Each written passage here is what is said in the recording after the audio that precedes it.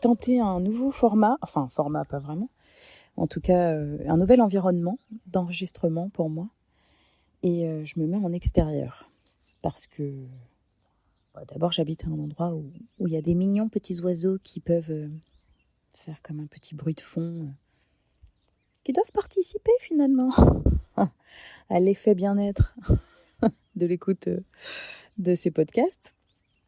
Et puis parce que il n'est pas impossible que ça influence ma manière à moi de vous parler. Et vous entendrez et comprendrez sans doute dans les prochaines semaines, en écoutant les prochains épisodes, que la voix, la tonalité, le rythme, l'intensité dit beaucoup de choses. Le son qui est généré par notre corps, par notre bouche, par nos cordes vocales, exprime énormément de choses à l'intérieur de nous, de nos émotions, de ce qu'on est en train de vivre, de ressentir. Et ça peut passer par là pour que vous-même, vous puissiez recevoir un message d'une certaine façon. Donc finalement, je crée un environnement propice à ce que votre écoute soit active, utile, efficace, et surtout qu'elle vous donne envie de recommencer. J'avais envie aujourd'hui en parlant de recommencer, ça me fait penser à la répétition. Et comme je l'ai dit dans un message d'introduction où je lançais ce podcast, une citation de René Gide qui, je pense, est un peu leitmotiv dans cette initiative que j'ai de m'enregistrer et de rendre ces enregistrements publics et de faire ce podcast. Et c'est une citation qui m'a été rappelée par mon papa, un être formidable, mais dont je vous parlerai sans doute une prochaine fois, et qui m'a rappelé cette citation de René Gide. Et monsieur René Gide a dit, un jour, drôlement bien inspiré, « Tout a déjà été dit. Mais comme personne n'écoute, il faut toujours recommencer. » J'adore cette citation. Donc voilà pourquoi je me permets d'arriver ici et de dire des choses que je n'ai pas inventées, qui sont là, qui sont écrites dans les grands livres de sagesse, dans certains textes, chez certains philosophes qui existent depuis des milliers d'années. Et il y a des choses très pertinentes qui ont été dites depuis très très longtemps, mais comme on n'écoute pas, faut répéter. Alors, je me permets de venir ici et ne venez pas me dire « Non mais c'est bon, t'as rien inventé ». Ah bah non.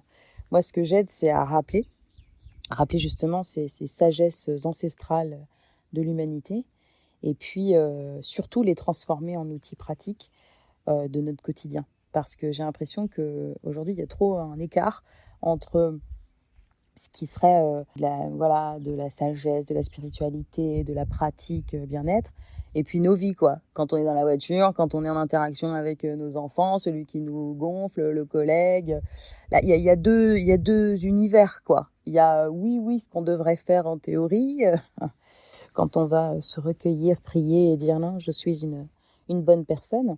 Et puis, il y a nos actes, notre vie, et on n'articule peut-être pas toujours ça très aisément. Alors, voilà où s'inscrit en tout cas pour moi le coaching. Donc aujourd'hui, nous venons parler du modèle de Brooke, le modèle de Brooke Castillo. Mais qui est Brooke Castillo ? C'est vrai ça. Alors Brooke, c'est une directrice d'une école de coaching qui s'appelle la Life Coach School. Et c'est une école de laquelle je suis certifiée. Et qui a inventé comme un de ses outils principaux de coaching, et qui est la bonne nouvelle, c'est que c'est un outil que tout le monde peut utiliser. Moi, je peux vous le transmettre aujourd'hui, mais que vous pouvez complètement vous approprier et que je vous invite, évidemment, à vous approprier dans votre vie pour vous apprendre au quotidien à articuler un petit peu toutes ces notions qu'on a déjà abordées dans les épisodes précédents. Donc, c'est un outil de prise de conscience de ce qui est pour découper, prendre conscience d'où vient, pourquoi on se sent comme ça, qu'est-ce qui se passe, pour pouvoir choisir d'être un petit peu plus maître, on va dire, de notre cerveau, de notre corps, de nos réactions, de notre façon d'interagir avec le monde. Parce que aujourd'hui, on a une tendance, donc il y a plusieurs erreurs qui se passent aujourd'hui. La première, c'est qu'on croit, comme je l'ai déjà dit dans d'autres épisodes sur les émotions, on croit que c'est les circonstances extérieures qui nous rendent d'une certaine façon. Nos émotions, on a l'impression qu'elles se génèrent, non pas par le filtre de nous, mais parce que c'est l'extérieur qui nous fait nous sentir comme ça. Donc il faut ouvrir et créer cet espace entre une circonstance et ce qu'on pense nous de cette circonstance, et ce qu'on interprète nous de cette circonstance, et comment notre corps, malgré nous, de manière complètement inconsciente, réagit face à cette circonstance. Et ça nous est propre. Donc c'est extrêmement important d'avoir un petit outil pratique pour classer les choses, le gros gloubi-boulga là, de choses qu'on a dans notre tête, de les classer par ok, là c'est parce que je me sens comme ça, je me sens comme ça parce que je pense comme ça, etc. Donc articuler tous ces éléments, c'est extrêmement important, et je vais vous aider à le faire aujourd'hui en vous donnant 2 exemples simples, pratiques, efficaces. Exemple numéro 1, on va prendre le cas de, tu vois une photo sur Facebook de 2 personnes. Il se trouve que toi, tu connais ces 2 personnes. Il y en a une, c'est une personne que tu détestes, cordialement. Tu penses que c'est quelqu'un qui te veut du mal, qui t'aime pas non plus, vous avez eu quelques accrochages par le passé, bref. Voilà, il y a une personne que t'aimes pas. L'autre, que t'appréciais plutôt jusque-là. Personne que t'aimes bien, et qui t'était en interaction et que ça se passait plutôt pas mal. Tu vois sur Facebook une photo avec ces 2 personnes. Ça, c'est une circonstance. C'est un fait objectivable. Tout le monde serait d'accord pour dire oui, cette photo avec cette personne et cette personne est là sur Facebook. Voilà. Je vous renvoie à l'épisode sur les circonstances si vous avez besoin d'un rappel sur les définitions. Toi, de cette photo, tu n'en fais pas quelque chose de neutre. Tu en penses quelque chose. Et ce quelque chose, alors ça pourrait être neutre si par exemple tu ne connaissais ni l'un ni l'autre des protagonistes. Moi, je vois cette photo, ne connaissant pas la situation, je vois 2 femmes qui sont en train de sourire sur une photo sur Facebook. Bon. Mais toi, qui les connais, et qui en déteste une et qui aimait bien l'autre, tu commences à te dire il va peut-être falloir que je me méfie. Alors non pas de cette personne dont je me méfiais déjà, que je détestais cordialement, il va peut-être falloir que je me méfie de cette autre fille. Puisque je vois qu'elle se fréquente, etc., je vais me méfier. Donc ma pensée, de cette circonstance, il y a une photo avec 2 personnes qui sont en train de sourire sur un réseau social. Moi, j'en pense, je vais commencer à me méfier de cette fille-là.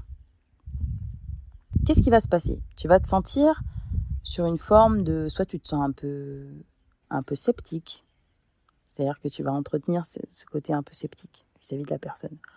Ou alors tu vas te sentir sur une forme défensive peut-être, c'est-à-dire que chaque chose que l'autre personne, que cette nouvelle fille que tu aimais bien jusque-là, mais chaque chose qu'elle va dire, qu'elle va faire, va te mettre un petit peu sur le mode un peu défense.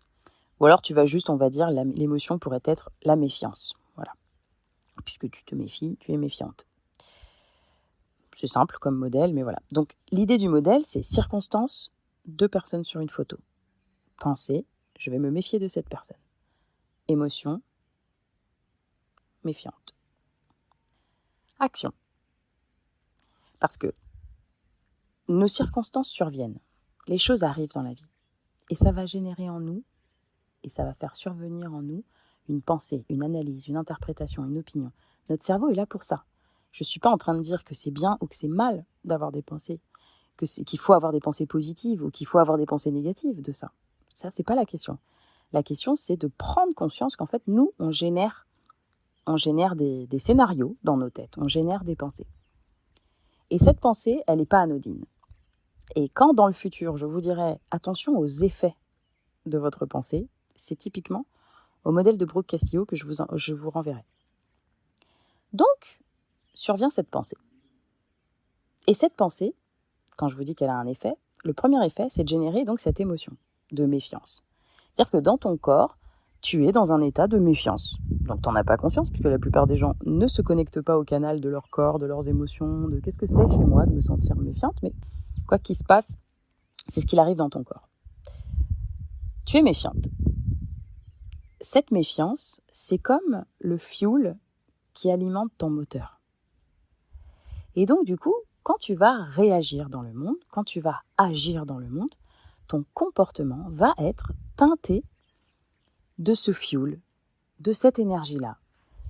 Et quand tu as une énergie de méfiance et que tu vas avoir la personne en face de toi, cette fameuse personne dont tu as décidé de te méfier, tu vas avoir un comportement, alors soit si tu es en interaction par exemple par message, tu vas avoir une communication un peu passive-agressive, cette manière un petit peu détournée de dire ouais non je suis pas d'accord mais je fais genre je suis d'accord, mais voilà, essayer d'enrober comme ça dans un petit comprimé un truc assez amer.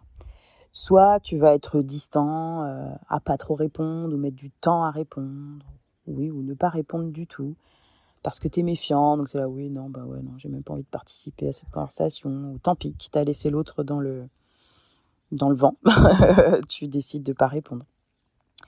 Tu vas avoir tout un tas de comportements de vigilance, c'est-à-dire que tu vas un peu rassembler des preuves, tu vas commencer à recouper des informations, peut-être que tu vas commencer à discuter avec un tel et un tel pour commencer à essayer de voir, tu dis ouais mais elles sont vraiment copines, machin, tu vas faire ta petite enquête pour essayer de comprendre quels sont leurs liens, pour essayer de valider ta thèse. Parce que ce que tu cherches à ce moment-là, c'est à dire ouais j'ai raison de me méfier, non? Ah ouais bah oui tu vois, il y a tel élément, un tel il m'a dit aussi qu'elle s'était revue dans un autre contexte, je l'ai pas vu sur Facebook mais voilà. Donc tu vas être plutôt dans un comportement à entretenir cette méfiance en allant chercher des éléments de preuve. Tu vas peut-être être un peu voilà dans cette surveillance aussi de essayer de regarder chaque mot. Si la personne t'envoie des messages, tu vas commencer à interpréter dans un sens un peu particulier. Ça va biaiser en fait la manière que tu vas avoir de lire parce que tu dis ouais mais moi je suis méfiante vis-à-vis de cette personne. Et puis donc grosso modo, toutes ces actions-là, donc c'est les actions qui sont générées par, teintées en tout cas, par le fuel de notre émotion qui est là en arrière-plan. Eh bien, ces actions, elles vont avoir des conséquences. Et c'est ce qu'on va appeler le résultat. Donc, Brooke Castillo, elle décompose les choses qui nous arrivent et elle nous suggère d'en faire autant. Elle dit, voilà, divisons en 5 composants les choses qui nous arrivent. Donc toi, tu n'arrives pas à démêler tout de suite parce que je viens seulement de te donner tous ces éléments-là. Et donc, ce qui peut être fort utile pour toi, c'est de prendre un papier et un crayon et par exemple, sur une situation qui te pose problème, tu jettes tout en vrac. Tu dis voilà, et puis il a dit ça, et il s'est passé ça, et moi je me suis énervée, j'ai répondu si, et en fait jette tout sur le papier, ton gros paquet tout emmêlé de différents éléments. Et ensuite, à partir de tout ce qui est sorti de ta tête, de beaucoup de phrases, beaucoup de mots, beaucoup de choses, tu démêles et tu commences à trier. Qu'est-ce qui est du domaine de la circonstance? Qu'est-ce qui est du domaine de la pensée? L'interprétation de ce que toi tu t'en dis. Qu'est-ce qui est du domaine de l'émotion? Et tu tries comme ça. Et trier va te permettre de mettre à distance les circonstances et de comprendre qu'il y a des circonstances et il y a ce que toi, tu es en train d'interpréter des circonstances. Et c'est très différent.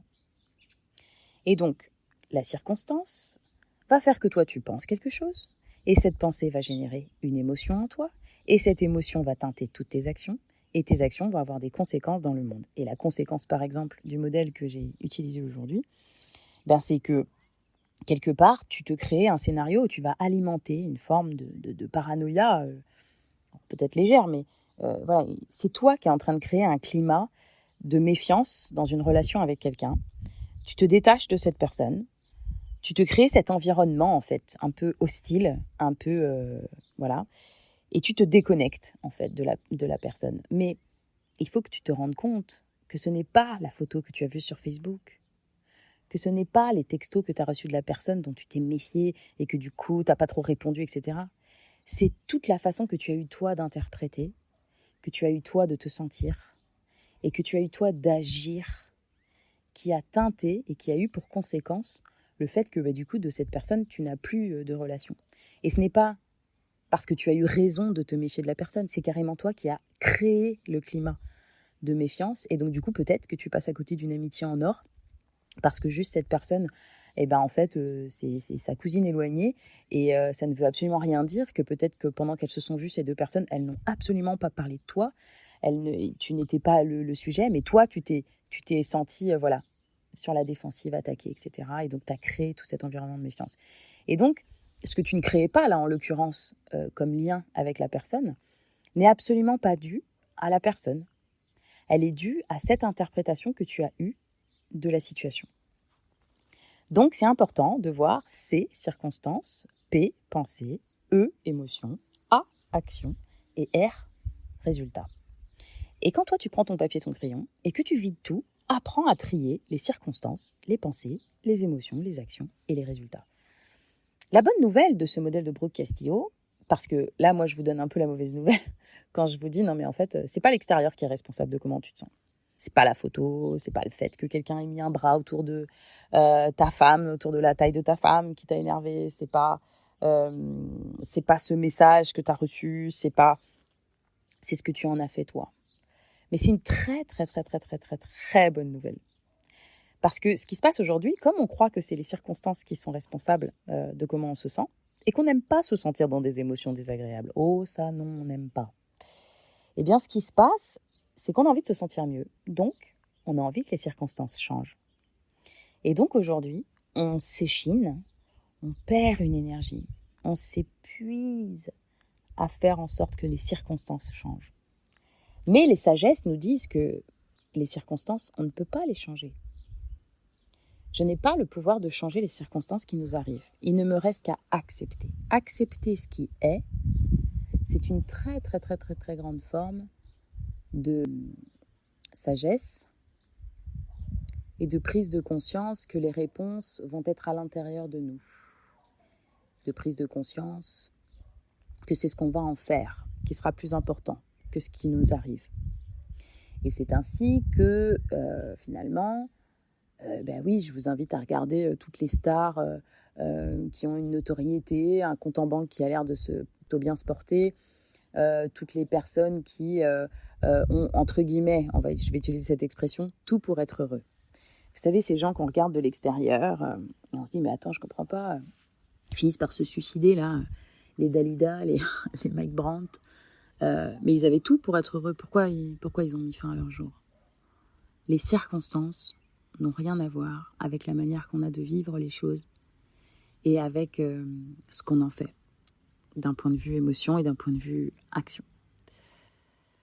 Donc, ce qui est extrêmement important pour moi aujourd'hui, que tu prennes conscience, pareil d'ailleurs quand tu vas te balader dans des pays pauvres, ou la misère, ou dans des camps de réfugiés, et des fois, ce qui peut te surprendre le plus, c'est de voir à quel point les gens savent exprimer leur joie, alors, il y a de la peine, il y a de la souffrance, bien entendu. Mais c'est ce qui peut interpeller quelqu'un qui, par exemple, vient d'un pays développé, comme on dit, avec tous les moyens, comme la France. Et c'est pas parce qu'en fait, on habite dans un pays où, globalement, il y a tout ce qu'il faut, en tout cas, pour aller relativement bien, un système de santé, enfin, même s'il est discutable, voilà, il y a quand même beaucoup de choses qui existent, mais c'est pas ça qui rend les gens heureux, parce que les Français sont pas les derniers à consommer des antidépresseurs et à aller mal, en fait. Donc, encore une fois, aller bien, être heureux, n'est pas directement lié à nos circonstances de vie. Elle est d'abord et avant tout liée à ce que nous faisons de nos circonstances de vie. Et c'est pour ça qu'un même événement qui arrive à quelqu'un, eh bien, il ne va pas produire le même effet, parce qu'il suffit d'avoir des interprétations différentes de ce qui se passe pour le vivre différemment. Quand je dis ça, je ne dis absolument pas qu'il faut penser différemment. Je ne dis absolument pas qu'il faut se sentir bien. Ce n'est pas le but de la vie. Et ce sera un épisode particulier sur le 50-50. Bref, on en rediscutera. Je vous avais parlé d'un deuxième modèle, et celui-là, je vais vous l'articuler rapidement, puisque maintenant c'est très clair pour vous. CPEAR. Circonstances, ce n'est pas dans mon contrôle. Je ne peux rien y faire. Ce sont les circonstances qui arrivent. Et c'est déplorable, hein, des fois. Et c'est là, des fois, on se dit, il y en a certains quand même, ils accumulent des circonstances, pas facile à gérer. Donc voilà, je sais pas, après, si tu as envie de dire que c'est ton karma ou quoi, mais en tout cas, les circonstances surviennent et ça, on n'y peut rien. Et tout ce qui est dans notre sphère de contrôle, c'est nos pensées, nos émotions, nos actions et nos résultats. Donc ce deuxième modèle que j'avais envie de vous donner, il est extrêmement simple. La circonstance, C'est un bout de chocolat. C'est 100% des gens sont d'accord. Sur cette table se situe une tablette de chocolat avec un petit supplément noisette magnifique. Ça, c'est la circonstance du chocolat sur la table. Toi, t'as pensé, ah non mais je vais pas pouvoir y résister, laisse tomber. On pourrait d'ailleurs faire aussi un autre modèle avec quelqu'un qui essaye d'arrêter de fumer et qui sait qu'il va y avoir des cigarettes. Donc ah non, moi s'il y a des cigarettes dans mon environnement, je pourrais pas ne pas fumer. Donc la pensée, c'est je ne vais pas pouvoir y résister. Si je vois du chocolat, il faut que j'en mange. Ou la cigarette, si je vois quelqu'un fumer, moi ça fait 3 semaines que j'essaie d'arrêter. Si je vais à une soirée et que je vois quelqu'un fumer, c'est mort, je pourrais pas y résister. Donc je préfère pas aller à la soirée. Mauvaise idée. Bref, donc circonstance, bout de chocolat ou cigarette. Pensée, je ne vais pas pouvoir y résister. Émotion, envie irrépressible. J'ai envie, je génère mon envie. Si je me dis, ah là, je peux pas résister, évidemment que là, je suis en train de générer chez moi une envie violente de manger ce morceau de chocolat. Action, je mange. Parce que quand je me dis que je peux pas y résister et que je ressens une envie irrépressible, en général, ce qui se passe dans ma ligne des actions, c'est que je mange ce chocolat. Et une fois que j'ai mangé ce chocolat, résultat, alors bon, ce sera plusieurs morceaux de chocolat évidemment, mais je prends peut-être éventuellement du poids. Donc tout ce que j'ai mis dans ma bouche, ça a une conséquence sur ma balance. Je me suis créé surtout cette envie que je n'ai pas su contrôler. Peut-être qu'après, je vais aussi avoir vous savez, toutes les conséquences de t'es vraiment nul, t'avais dit que, mais t'es incapable de résister de toute façon, tu t'étais dit que tu ne mangerais pas de chocolat, mais tu l'as mangé quand même. Bref, vous savez, ce scénario d'auto-flagellation ou de critique de soi-même. Très très néfaste d'ailleurs, qui produit des effets, je tiens à vous le dire. Donc toutes les pensées que vous avez produisent des effets en termes d'émotions, en termes de comportement que vous avez. Et c'est extrêmement important de prendre conscience de ça. Parce que aujourd'hui, quand vous agissez d'une certaine façon, vous vous dites que vous n'aviez pas le choix, vous vous dites que oui mais ça c'est parce que l'autre il m'a dit ça. Ah oui mais si j'ai fait ça moi c'est parce que lui, c'est parce que la circonstance.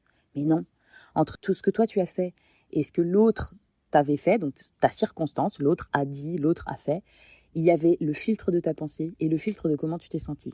Autant d'endroits où tu avais le temps de mettre pause, parce que maintenant, Céline, elle t'apprend qu'en fait, tu peux mettre pause sur ta tête, sur tes émotions, et qu'en fait, ça t'aidera à être beaucoup plus aligné avec ta manière de réagir sur ta ligne des actions. Et au lieu d'opposer ta manière d'agir, parfois comme un goujat, parfois comme une goujatte, parfois pas totalement aligné avec toi-même, que t'es pas très fier de ce que t'as dit, de ce que t'as fait toi-même en réponse, eh bien, tu en as 100% le contrôle en prenant conscience de ce qu'il y a dans tes pensées, donc dans ta tête et dans ton corps, comment tu te sens par rapport aux choses. Donc, j'espère que ce modèle est maintenant clair pour toi, que tu auras envie de jouer avec. J'ai envie vraiment que tu prennes conscience que chacun a ses modèles.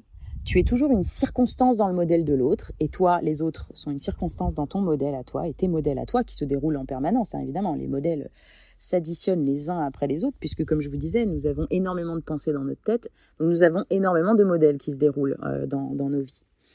En termes de pensée, émotions, actions et résultats qu'ils induisent.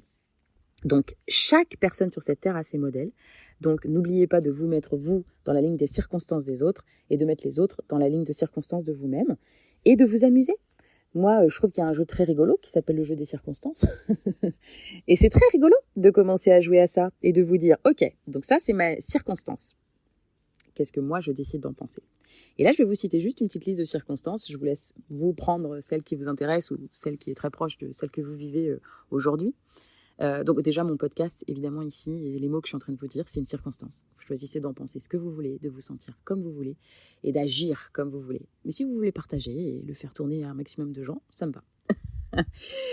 Si je vous dis le mail que vous venez de recevoir de votre collègue ou de votre patron, et vous vous êtes senti sous pression, entre je me sens sous pression et la circonstance du mail du patron, il y a eu quelque chose de l'ordre de qu'est-ce que moi j'ai pensé, comment moi j'ai perçu dans mon corps, mon système nerveux, comment il a réagi à ce mail. C'est toi, le filtre de toi. Donc on ne se sent pas sous pression parce qu'on reçoit un email de son patron. Le courrier que tu as reçu avec la facture de je ne sais pas combien, qui t'a miné. Non, tu ne t'es pas senti miné parce que tu as reçu ce courrier. C'est parce que toi tu en as fait, pour ce que toi tu t'en dis. Ce texto où tu t'es sentie tellement heureuse. Non, ce sont juste des mots qui ont été dits et toi, tu en as pensé quelque chose qui te rend si heureuse. Ce coup de fil qui t'a énervé, ce n'est pas le coup de fil qui t'a énervé. Ce spectacle que tu as regardé et que tu t'es senti déçu, ce n'est pas le spectacle qui t'a déçu. Cette remarque de ta belle-sœur où tu t'es senti un peu provoqué, ce n'est pas ta belle-sœur qui t'a provoqué. Ce feu rouge qui dure 3 plombes pendant la durée des travaux et qui du coup t'agace parce que t'es arrivé un peu de retard, ce n'est pas le feu rouge qui t'agace. Et cette météo que tu dis que t'es maussade parce qu'il fait pas beau aujourd'hui et que c'est comme ça, non, c'est parce que toi, tout ce que tu te dis et tout ce que tu fais de cette météo qui est juste une circonstance. Voilà, joue avec tes circonstances de vie, mets-les à distance, définis-les pour ce qu'elles sont. N'oublie pas de te référer à l'épisode des circonstances si tu en as besoin. C'est extrêmement important d'être factuel et de comprendre que le reste, c'est des pensées qui produisent des effets dans nos vies. Prenez conscience des effets de votre tête, de votre corps et de vos émotions dans vos vies et ne les opposez pas aux autres et à ce qui vous arrive. Ça va vous permettre de baisser les armes et d'apaiser beaucoup de choses. Voilà.